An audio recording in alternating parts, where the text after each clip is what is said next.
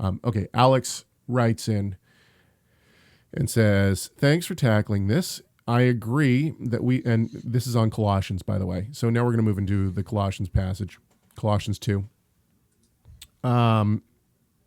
Thanks for tackling this. I agree that we can't, and this is on a video we already did, but anyway, I agree that we can't ignore the antecedent verses about human philosophy, etc. However, the new moons and Sabbaths are called shadows of things to come in verse 17. Agreed, obviously. It seems that the Sabbath, etc., in view are old covenant practices. Let's stop right there. I don't like the term old covenant. What do you mean by old covenant? Does old covenant mean Old Testament? Does old covenant mean a covenant that is no longer in use? Because if that's the case, there is no old covenant. If you're talking about the Mosaic covenant, there's nothing old about the Mosaic covenant. The Abrahamic covenant came before the Mosaic covenant, so it's older, but it's obviously still in act today, right? It is the promise of the Messiah, which was fulfilled, but still obviously is extremely necessary. So the idea of old covenant, I don't like this language. Let's not use that language. So I'm going to assume that that Alex is referring to the Mosaic covenant, which I would say is clearly still applicable today. So it seems that the Sabbath, etc., in view are old covenant practices. By the way, okay, hang on, I want to stop again. I'm sorry, I'm all over the place. The Sabbath was instituted before the Mosaic covenant. Yes, it is the sign of the Mosaic covenant, but the Sabbath was instituted on the after the 6th day, 7th day of creation, right? So technically speaking, it's disassociated from the Mosaic covenant in time in terms of when the Mosaic covenant was given. So even then, we can't say that it's attached to the quote unquote old covenant practices. Anyway, not the practices of men, as you seem to indicate in the video. Okay, and this is because we talked about the philosophies of men, right? Which Colossians talks about. Otherwise, we'd be left to conclude that the philosophies of men from verse 8 were shadows of things to come. I'm wrestling with this myself. Perhaps I've missed something. I'd be interested in your thoughts. And I mean, this is a great question or a great comment because I think that there might need to be some clarification. Certainly the shadows of things to come is the Sabbath and the new moons found within the Torah.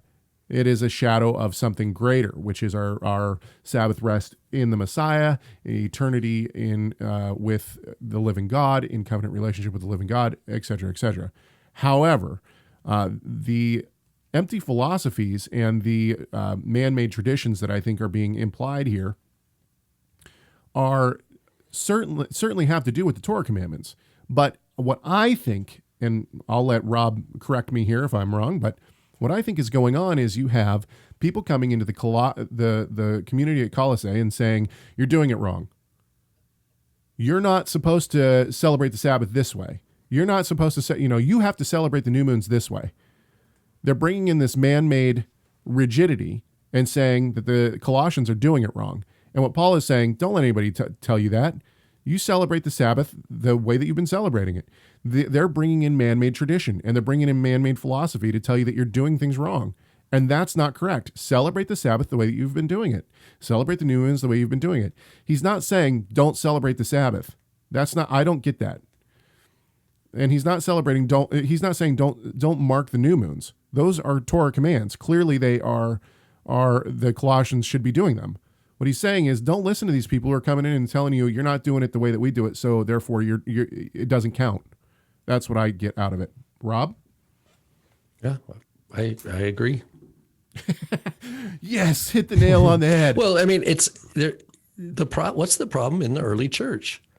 It goes back to, I know Caleb's been focused on Acts lately, Acts 15. Why did they send the letter?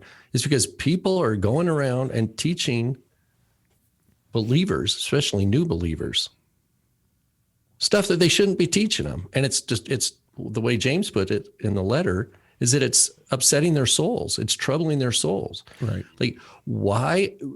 So new believers, and Paul is super, super vigilant and to protect new believers from the nonsense of sectarianism. I mean, he's the guy because Yeshua chose him wisely, of course. He says, look, he understands that sectarian zeal for God can lead to violence and manipulation and trying to force things in God's name. And Paul has done a 180, and he's protecting new believers from that tendency. Thank you so much for watching this video. Tell us your thoughts on this subject by leaving a comment in the comment section. Make sure you like, share, subscribe, and enable those notifications. And we'll see you in the next video.